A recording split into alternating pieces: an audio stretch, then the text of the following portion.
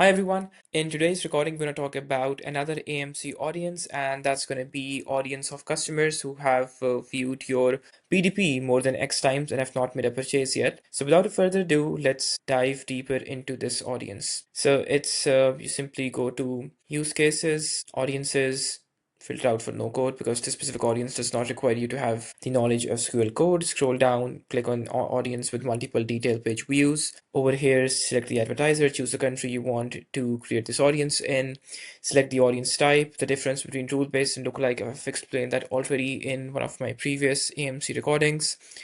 With date range, we'll use the same rationale over here is if the product is priced at a higher price point, then customers usually take their time to make their final purchase. And in that situation, use a longer look back range. But if the product is priced at a lower price point, then you can also use a shorter look back range.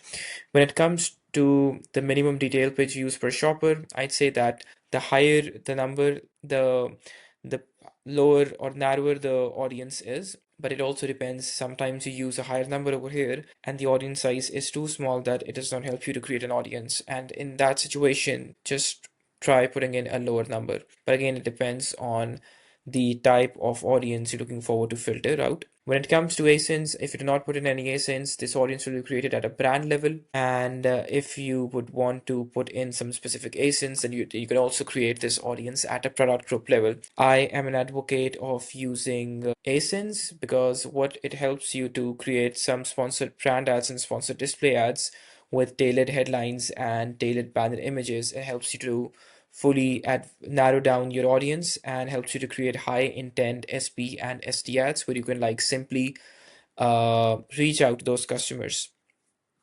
So this is how it looks like. And what I would also recommend is that there is a bit of an overlap with this audience and the audience which is added to cart and did not make a purchase. It is high likely that they have viewed your product for more than 3 times or more than X times, which you have defined over here, but at the same time, they've also added your product to their cart and have not made a purchase.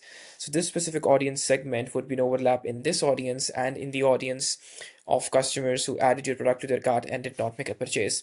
In that situation, what I would do is I would simply go to my query editor and scroll to the right, generate SQL with AI. I'll just write down the code, which could be create an audience of customers who viewed product X or give a list of ASINs more than 3 times in the last 30 days and have also not added the product to their cart.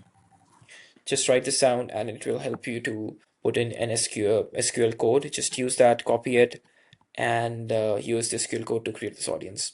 So yeah, it will not take you more than 5 minutes, but the impact will be much greater than that.